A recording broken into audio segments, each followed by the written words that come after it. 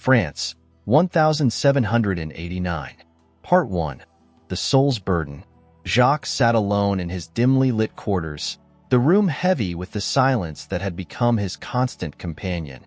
The air was thick, stale from the lack of fresh breezes, as if the very atmosphere in this place resisted the passage of time. His quarters were tucked away in a narrow alley, hidden from the bustling chaos of Paris outside. Yet the weight of the city's turmoil seeped through the cracks in the walls, pressing down on him. The flickering light of a single candle cast dancing shadows across the room, elongating the few sparse pieces of furniture and making the walls seem to close in on him. The flicker of the flame seemed to mock him, its unsteady light reflecting the turbulence within his soul.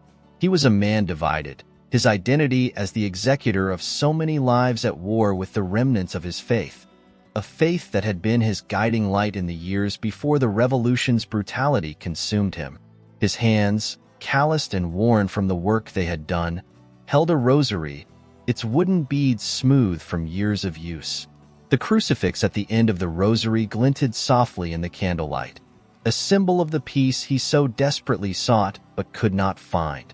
His fingers trembled as he counted each bead, his lips moving in silent prayer, but the words felt hollow, lacking the conviction they once held. The prayers were no longer a comfort. They were a ritual, a desperate grasp at a past that seemed to belong to another man. Jacques' mind was a battleground, memories of his past colliding with the present horrors he was forced to commit. Born into a devout Catholic family, his childhood had been filled with the warmth of family gatherings, the sound of hymns sung in church, and the comforting presence of his mother's hand guiding him through the rituals of faith. Those days were a distant memory now, almost like a dream from another life. The man who once walked into the village church with his head held high, who knelt at the altar with genuine devotion, was now a shadow of his former self, lost in the darkness that had consumed his world. Each day, Jacques found himself descending deeper into the abyss of his own making.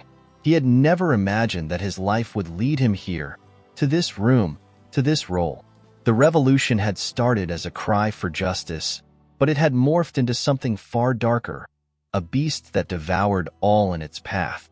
And Jacques had become one of its many instruments, a tool of death, a man who had seen too many lives end under the sharp blade of the guillotine.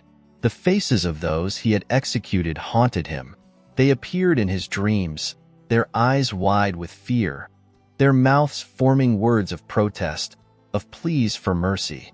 Yet their voices were silent, the only sound the sickening thud as the blade came down. These were not just criminals or enemies of the state. They were men and women, some young, some old, all with lives that had been snuffed out in a moment. Each face was etched into his memory, a gallery of the damned that followed him everywhere he went. He often found himself standing in front of the small mirror in his room, staring into his own eyes as if searching for the man he once was. The reflection that stared back was unfamiliar, haggard, with deep lines etched into his face, eyes sunken and devoid of the light they once held.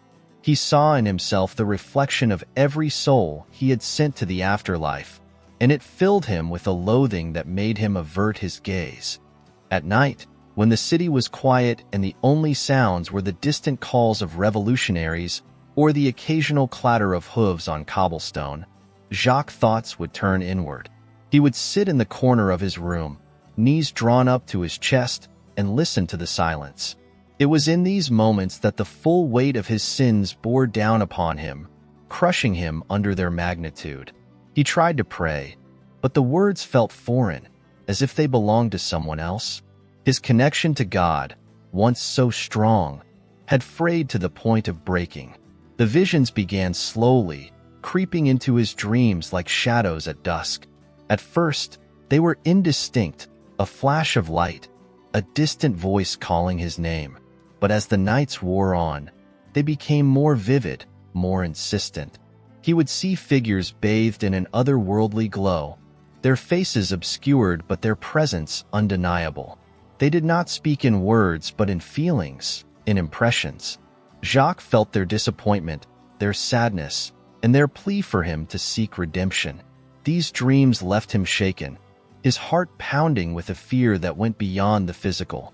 It was as if his very soul was being pulled in two directions, toward the light of salvation and the darkness of damnation. Jacques could not understand why these visions had come to him. Was it a sign from God, a final chance at redemption?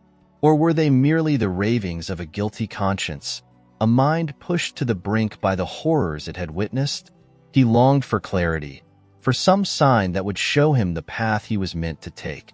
But each morning, as the sun rose and the light of day banished the shadows, he was left with only questions and no answers. The next day, Jacques would rise from his troubled sleep and don his executioner's cloak, the heavy black fabric a stark contrast to the purity he so desperately sought. He would walk through the streets of Paris, the whispers of the townspeople following him like a specter. They did not see a man struggling with his conscience. They saw only the executioner, the bringer of death, and in their eyes he was already damned, his soul lost to the inferno that awaited him.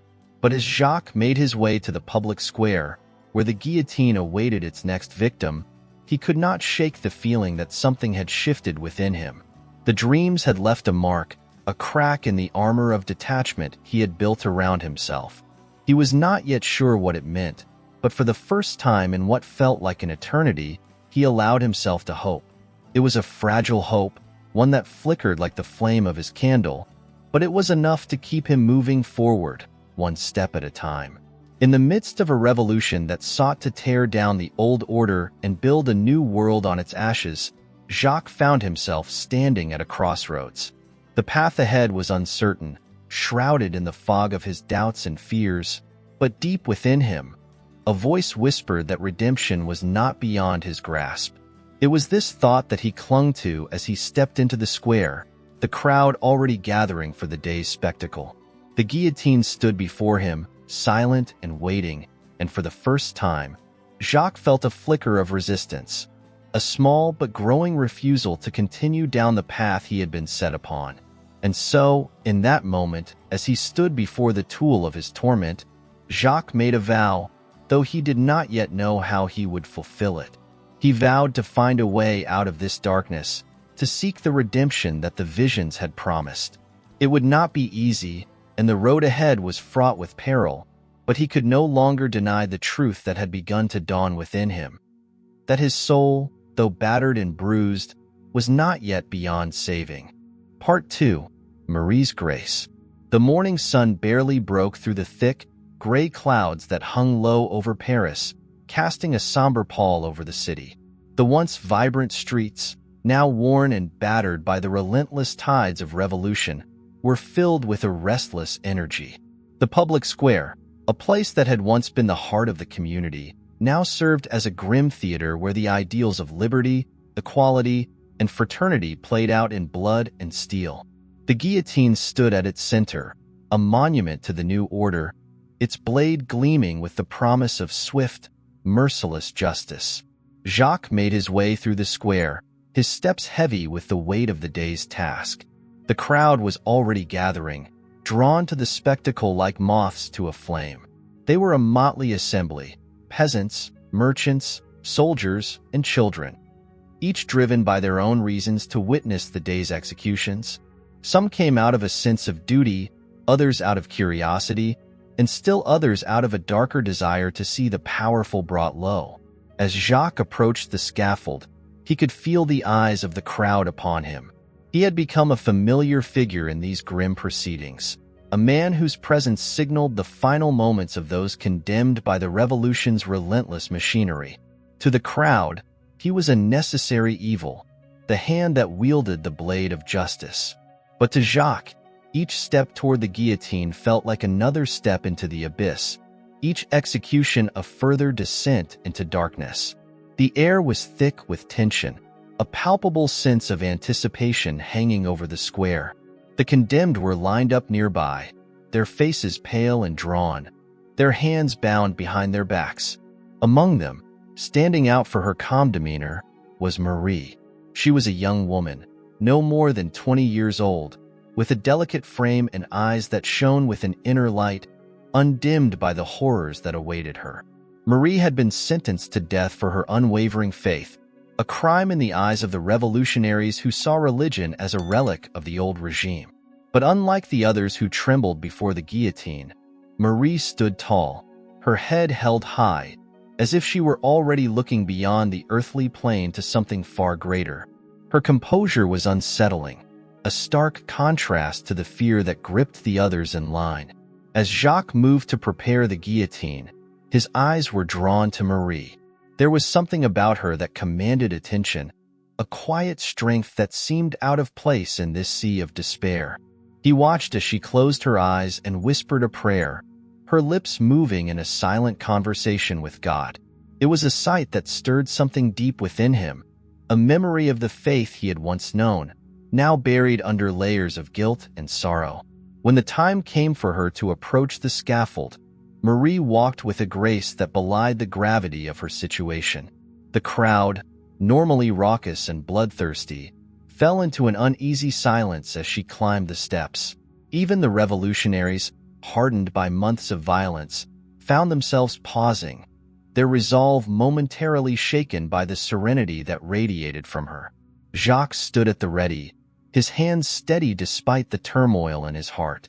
As Marie reached the top of the scaffold, she turned to face him, her eyes meeting his with a gaze that was both piercing and compassionate.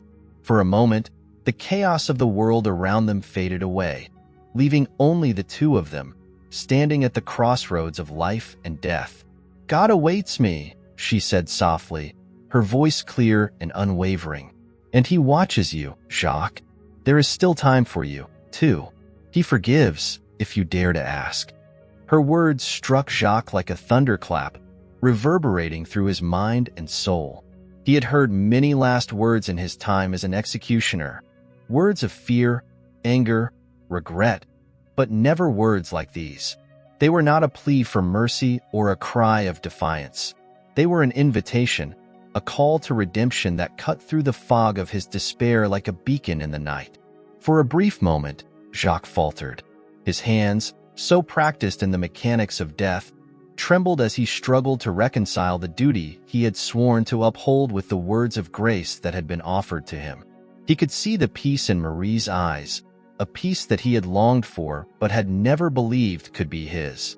The crowd watched, sensing the hesitation, their murmurs rising like a tide of confusion and curiosity. But Marie, seeing the conflict in Jacques, smiled, a small, gentle smile that spoke of understanding and forgiveness. "Do not fear for me," she said. "My path is set, and I go to meet my Creator with a heart full of faith. But your path is still before you, Jacques. You have the power to choose, to turn away from the darkness and seek the light. It is not too late."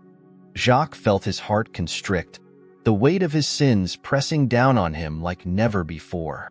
He knew he could not stop the execution, not without facing the wrath of the revolutionaries and the crowd that demanded justice. But in that moment, he realized that the true battle was not with the blade or the crowd, but within himself. As Marie knelt before the guillotine, ready to accept her fate, Jacques whispered a prayer of his own, a prayer for strength, for guidance, for the courage to seek the redemption that had been offered to him.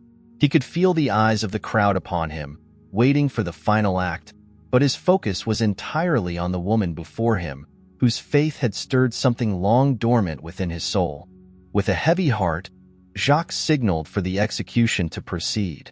The blade fell, swift and sure, and the crowd erupted in cheers, their bloodlust satisfied for the moment. But Jacques could not hear them, his mind lost in the echoes of Marie's words. As her lifeless body was taken away, he stood frozen, the weight of the act bearing down on him like never before. In that instant, Jacques knew that he could no longer continue on the path he had been walking. Marie's grace had shown him the way, a way that led not to further bloodshed but to redemption, to a chance to cleanse his soul of the darkness that had consumed it. He did not yet know how he would find this path, but he knew that he had to try. As the crowd began to disperse, Jacques remained on the scaffold, his gaze fixed on the spot where Marie had knelt. The morning sun had finally broken through the clouds, casting a golden light over the square. It was as if the heavens themselves were offering a sign, a message that there was still hope, still a chance for salvation. Jacques descended the scaffold, his mind a whirlwind of thoughts and emotions. The square, now nearly empty, felt like a different place. No longer a site of death, but a place where a seed of redemption had been planted. He walked through the streets of Paris, the noise of the city fading into the background as he grappled with the decision that lay before him. The words of Marie echoed in his mind, "It is not too late." Those words, simple yet profound, became a mantra as he wandered the streets, searching for answers. The revolution had taken so much from him: his peace, his faith, his sense of self. But Marie's grace had given him something precious, the possibility of redemption. Jacques knew that the road ahead would not be easy. He would have to confront his past, the lives he had taken, the pain he had caused. But for the first time in a long while, he felt a glimmer of hope, a belief that perhaps, just perhaps, he could find the light in the midst of the darkness. And so, with a renewed sense of purpose, Jacques began to plot his escape from the life that had ensnared him, knowing that his journey toward redemption had only just begun. Part 3. Flight to Faith. Nightfall in Paris was a time of both danger and opportunity. The revolution had transformed the city into a labyrinth of uncertainty, where each corner held the potential for either salvation or doom. As the sun dipped below the horizon, casting the city in shades of gray and black, Jacques felt the weight of his decision settle over him like a shroud. He had resolved to flee, to leave behind the life of an executioner and seek the redemption that Marie's grace had shown him was possible. But the path ahead was fraught with peril, and the shadows of the city seemed to whisper warnings at every turn. Jacques knew that his departure could not be done in haste. The eyes of the revolutionaries were everywhere, and the consequences of being caught attempting to escape his role would be dire. He had to be careful, deliberate, and above all, swift. The narrow backstreets of Paris, with their dark alleys and winding paths, offered some cover, but they were also filled with hidden dangers, patrolling soldiers, informants eager to earn favor, and the ever-present threat of betrayal. He moved with a purpose, keeping to the shadows, his heart pounding with every step. The cloak he wore, once a symbol of his role as the executioner, now served as his disguise, hiding his identity from those who might recognize him. The streets were quieter than usual, the usual clamor of the city subdued as if it too was holding its breath, waiting to see what would unfold. As he made his way through the maze of alleys, Jacques couldn't help but think of Marie. Her words, her faith, her unshakable belief in something greater than herself. They had become his guiding light in this darkest of times. He had seen so much death, so much despair, but in her, he had seen hope. It was this hope that drove him now, that propelled him forward through the gloom of the city. He had no clear destination in mind, only a vague notion of the countryside as a place of refuge. The city, once his home, had become a place of ghosts. Each corner, each building a reminder of the lives he had taken. The countryside, with its open fields and quiet villages, seemed like a world away, a place where he could perhaps find some measure of peace, where he could begin to atone for his sins. The streets grew narrower, the buildings taller, as Jacques ventured deeper into the heart of the city.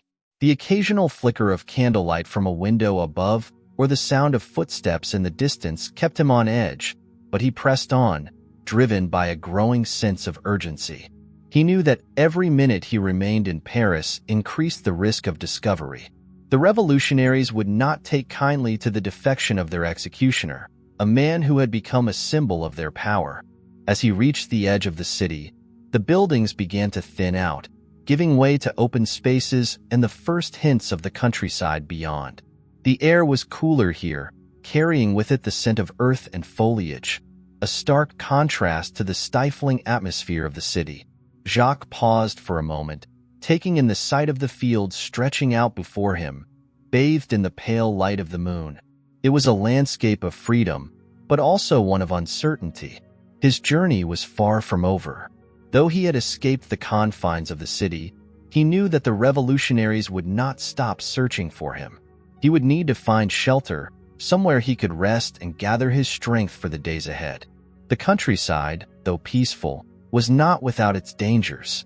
Bandits roamed the roads, and the loyalties of the villagers could not be assumed. Jacques had to remain vigilant, to trust no one but himself and the faith that Marie had instilled in him. He walked through the night, the soft crunch of dirt underfoot the only sound in the stillness. The stars above were a glittering tapestry, offering a small comfort in their constancy, a reminder that even in the midst of chaos, there were things that remained unchanged.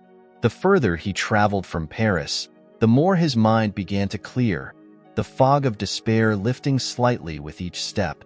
Yet, the journey was not without its trials. As dawn approached, the faint light of the rising sun began to creep over the horizon, casting long shadows across the landscape. Jacques found himself on the outskirts of a small village, its thatched-roof cottages clustered together like a herd of sheep. Smoke rose from a few chimneys, and the smell of bread baking in a distant oven reminded him of the simple pleasures he had long been denied.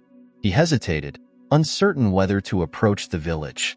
On one hand, it offered the prospect of rest, perhaps even the chance to hear news of the revolution's reach into the countryside. On the other hand, it also carried the risk of exposure. His appearance, his worn clothes, the exhaustion etched into his face, could draw unwanted attention.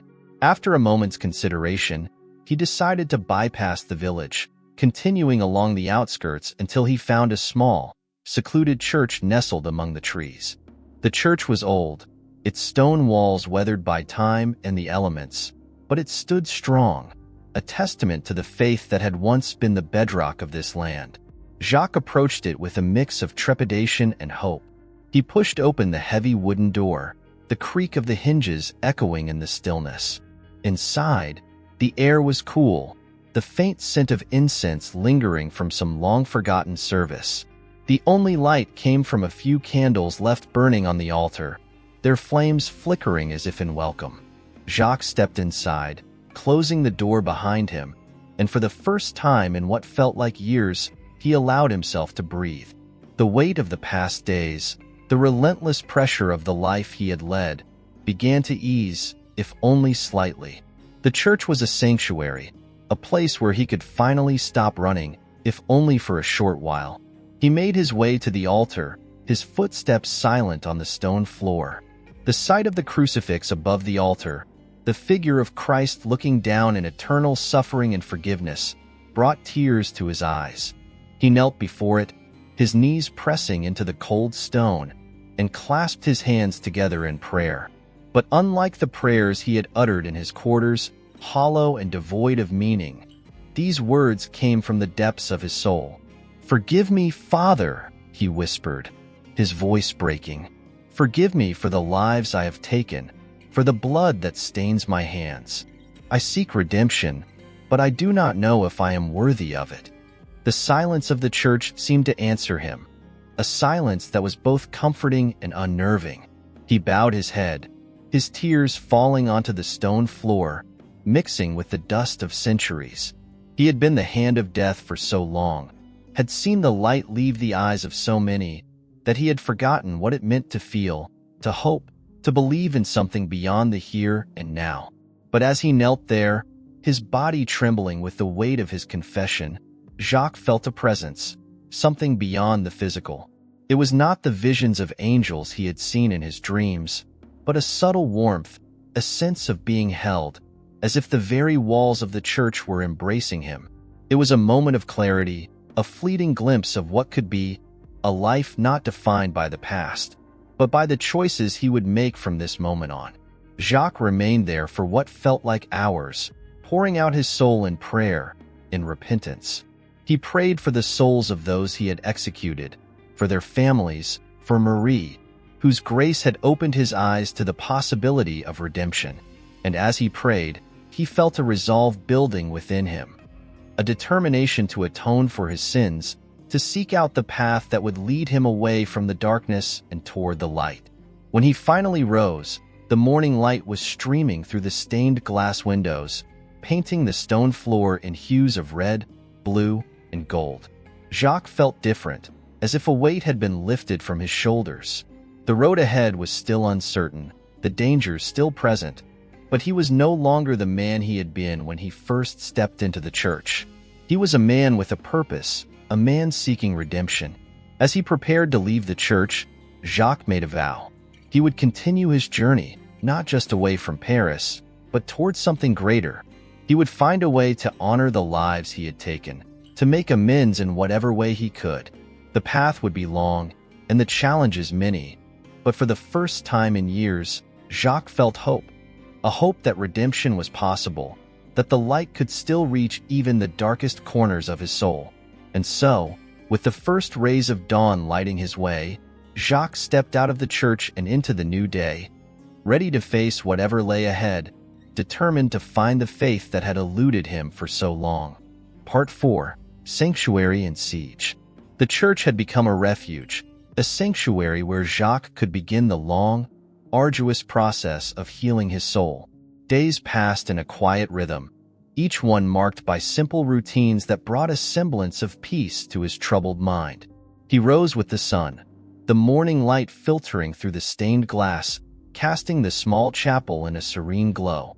The silence of the countryside, so different from the constant noise of Paris, enveloped him, allowing his thoughts to finally settle, to sift through the chaos that had been his life. Jacques busied himself with the upkeep of the church, a small stone building that had weathered the years with a quiet dignity. The walls were thick, the roof thatched and well-maintained by the few villagers who still attended services here, though they were sparse in number. The church's garden, overgrown with weeds when he first arrived, was slowly being restored under his care, the earth yielding its bounty once more as he tilled the soil and planted new seeds. It was in these simple tasks that Jacques found a sense of purpose. Each day, as he worked with his hands, he felt the burdens of his past lift, if only slightly. There was something healing about the act of creation, of nurturing life. After so many years of dealing in death, the flowers he planted began to bloom, their vibrant colors a stark contrast to the dark thoughts that still lingered in the corners of his mind.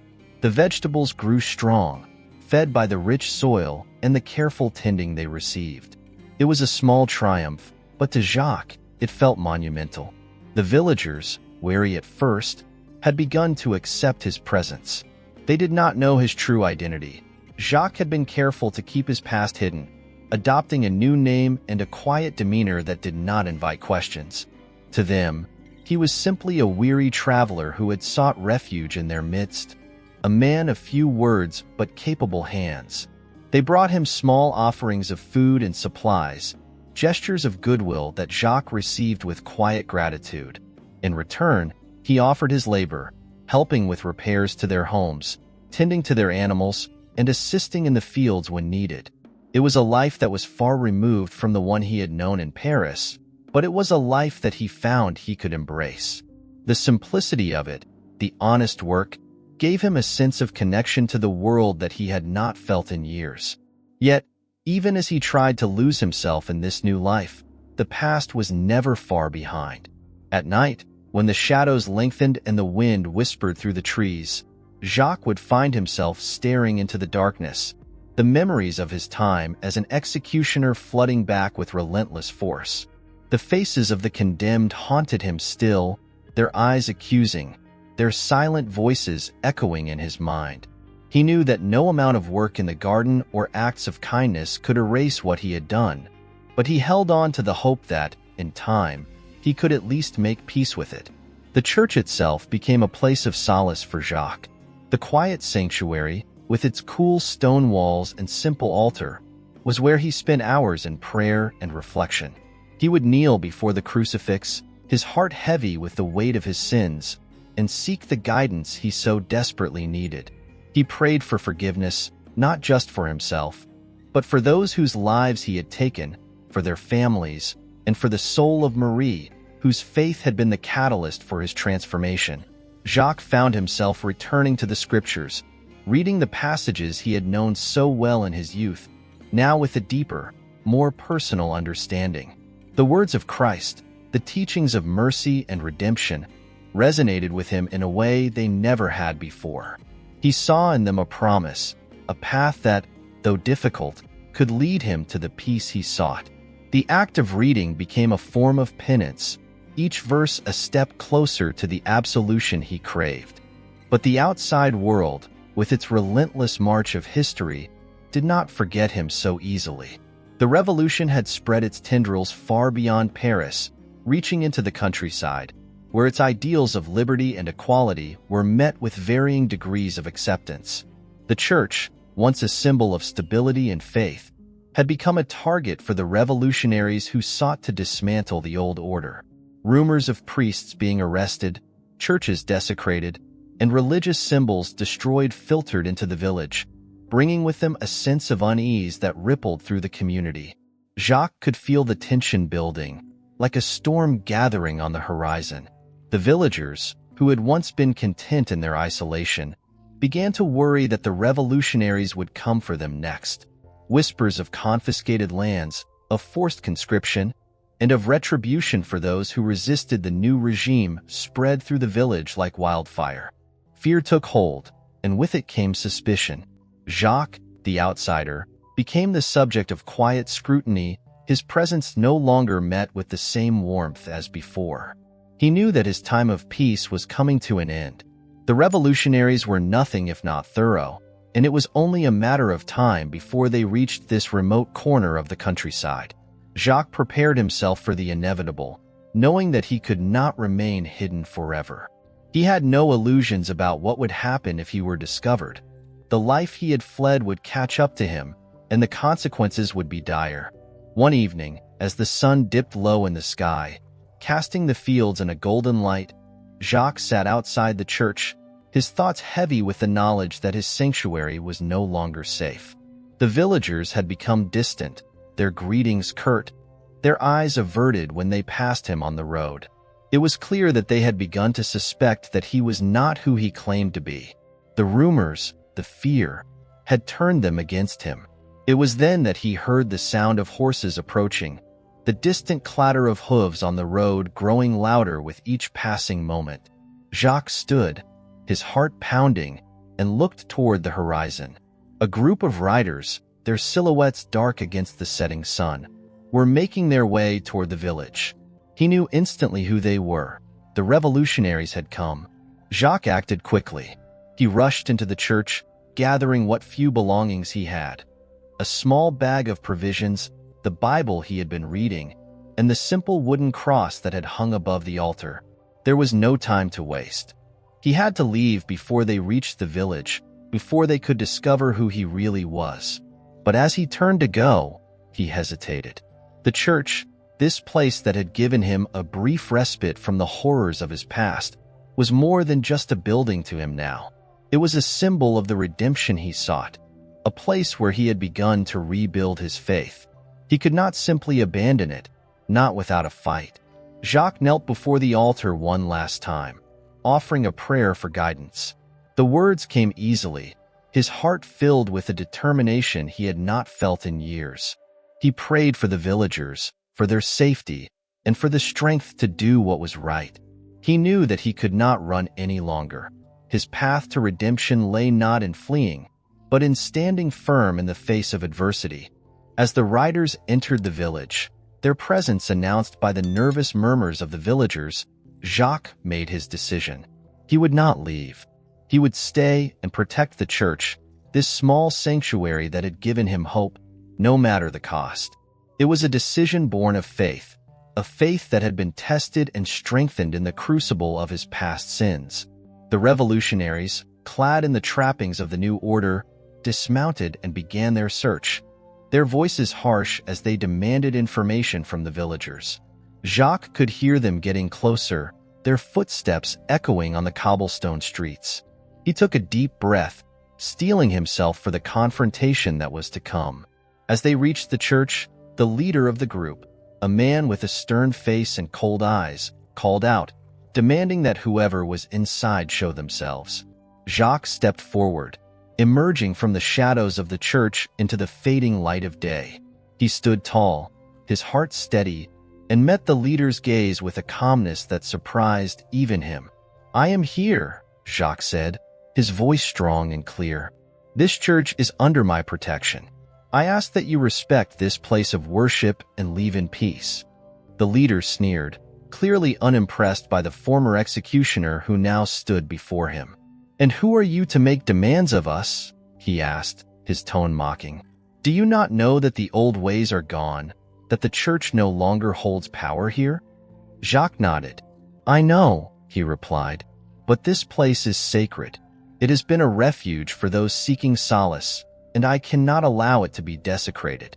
I may have been a man of violence in the past, but I have found a different path, one of peace and faith."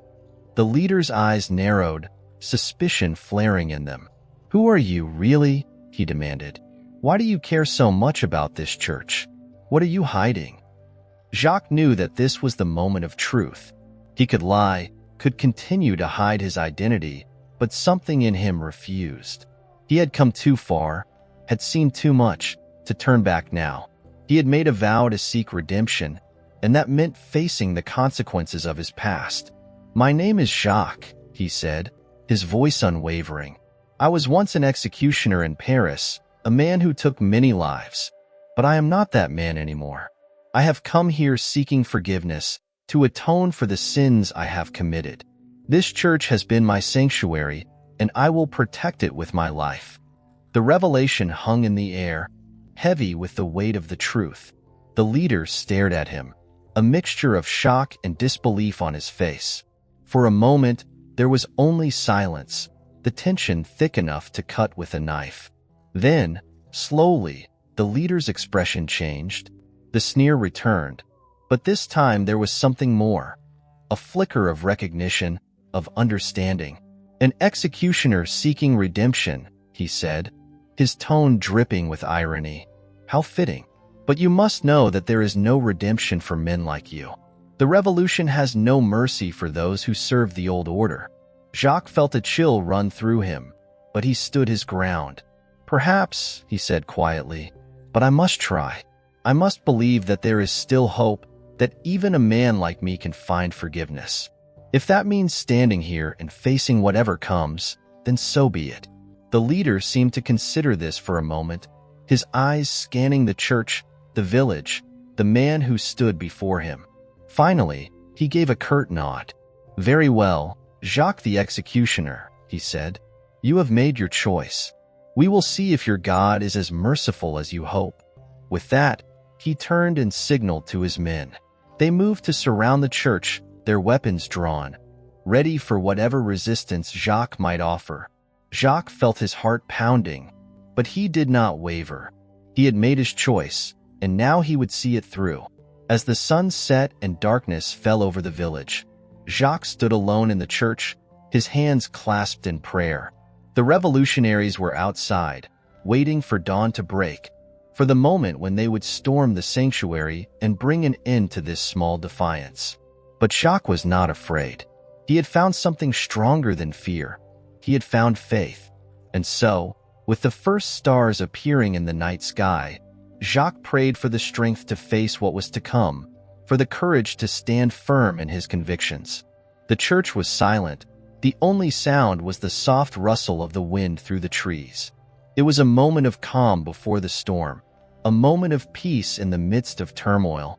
Jacques knew that he might not survive the night, that his path to redemption might end here, in this small, forgotten village.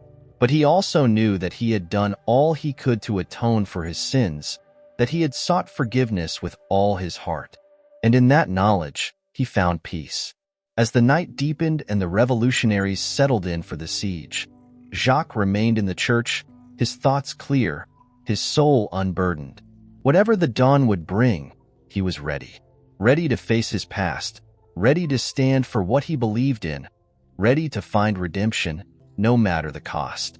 And so, in the quiet sanctuary of that countryside church, Jacques waited for the dawn, his faith strong, his resolve unbroken, knowing that whatever happened, he had found the path he was meant to walk. Part 5. Redemption Sacrifice. The night had deepened into a velvet blackness, the sky above the village a blanket of stars, their cold light offering little comfort to the man who knelt in the church. Jacques remained in prayer, his hands clasped together, his eyes closed as he sought the strength he knew he would need in the coming hours. Outside, the revolutionaries kept their watch, their torches flickering in the darkness, casting eerie shadows across the walls of the church. The stillness of the night was deceptive, a fragile calm that could shatter at any moment. Jacques had not slept, nor did he intend to. His heart was too full, his mind too focused on the events that would soon unfold. This church, this place that had become his sanctuary, was now a fortress, albeit a fragile one, where he would make his stand. The thought of what lay ahead filled him with both dread and determination. He had no illusions about the outcome. He knew that the revolutionaries would not leave until they had accomplished their goal. But Jacques was resolved. This would not be an easy victory for them. As the first light of dawn began to creep over the horizon, casting a pale glow across the landscape, the revolutionaries stirred. They had spent the night in the village, resting, but now they were preparing for the final act. Jacques could hear their voices outside, the clanking of weapons as they readied themselves for the siege. He rose from his knees, his legs stiff, and took a deep breath. The time had come. He walked to the front of the church, his footsteps echoing in the quiet sanctuary. The air was thick with the scent of incense, a lingering reminder of the prayers that had been offered here over the years.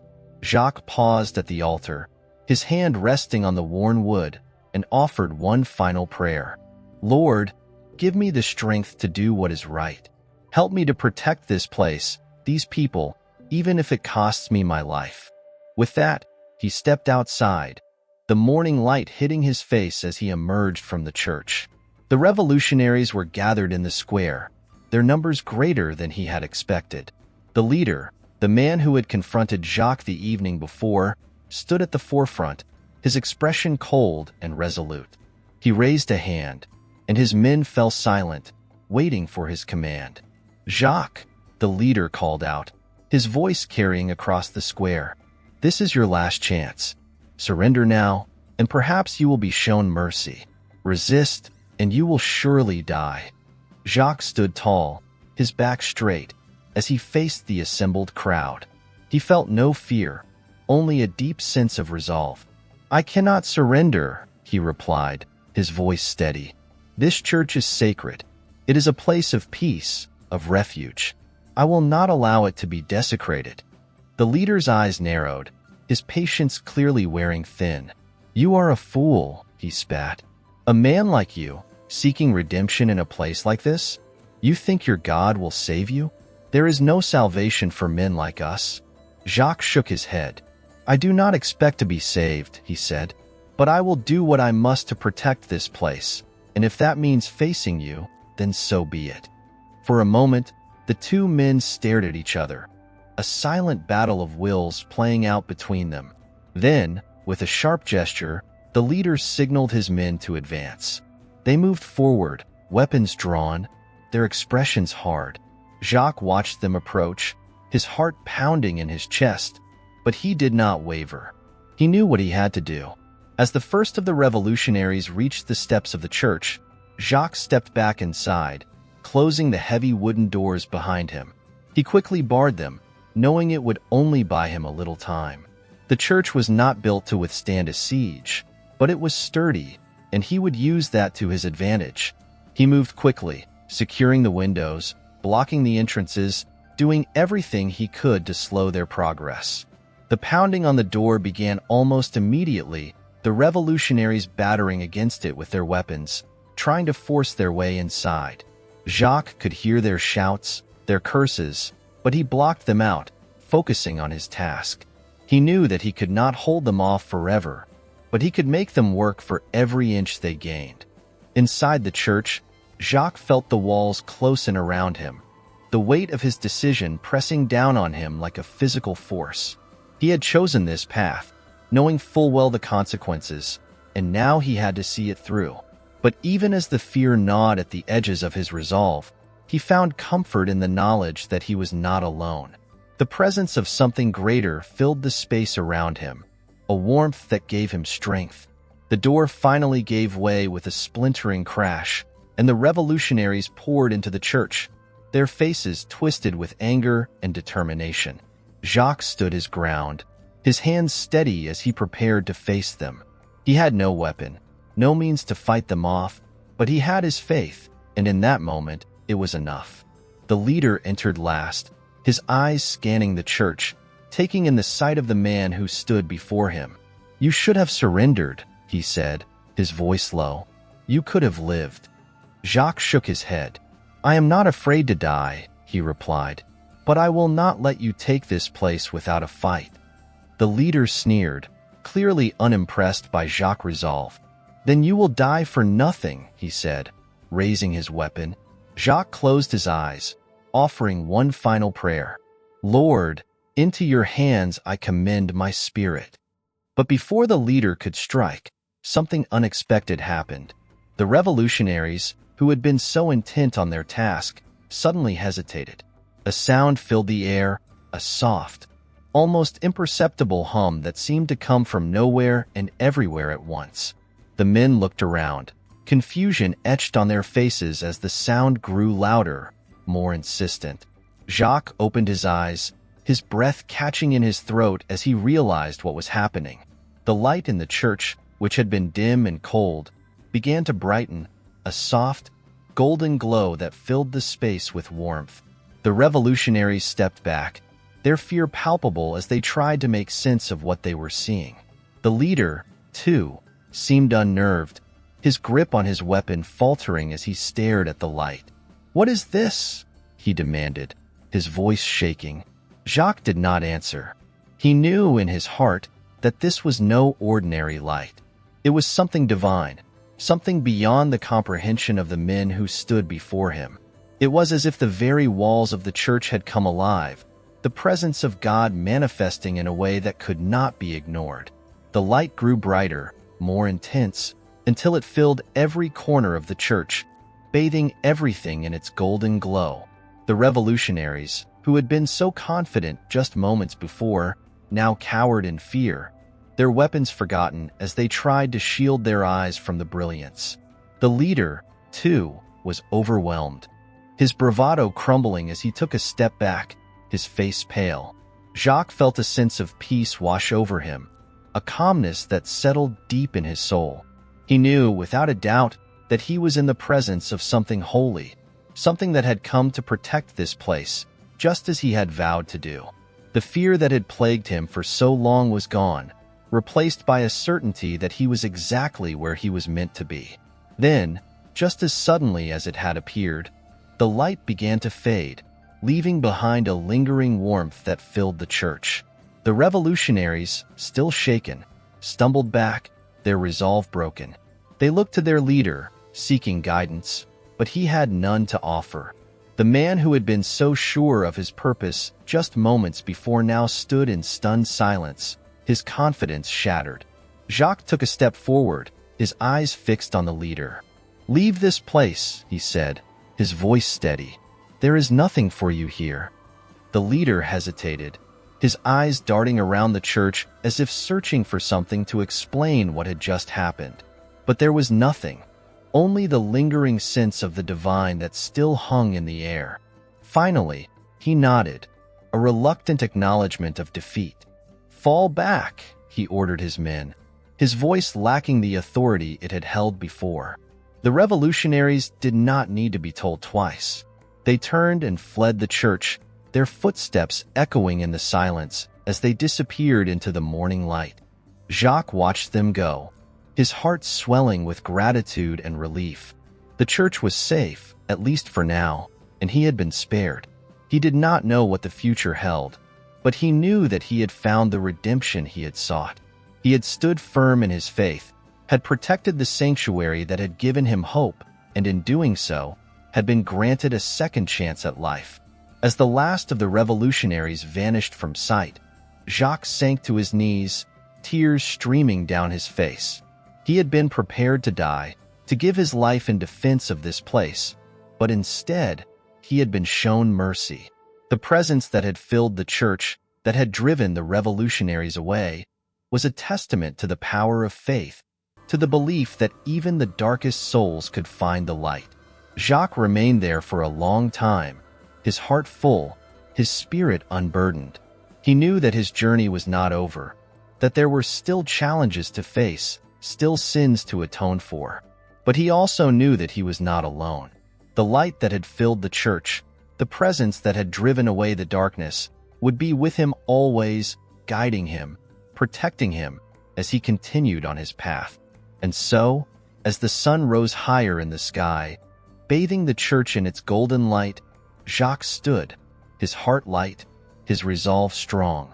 He had found his redemption, not in death, but in life, in the choices he had made, the faith he had embraced. The road ahead was still uncertain, but for the first time in years, Jacques felt at peace, knowing that he was walking the path he was meant to walk. With a final glance at the church, Jacques turned and walked into the morning light, ready to face whatever lay ahead, confident in the knowledge that he had been given a second chance. A chance to live a life of faith, of purpose, of redemption. If this story moved you, please leave a comment below to share your thoughts and experiences. Thank you so much for watching, and as always, God bless you.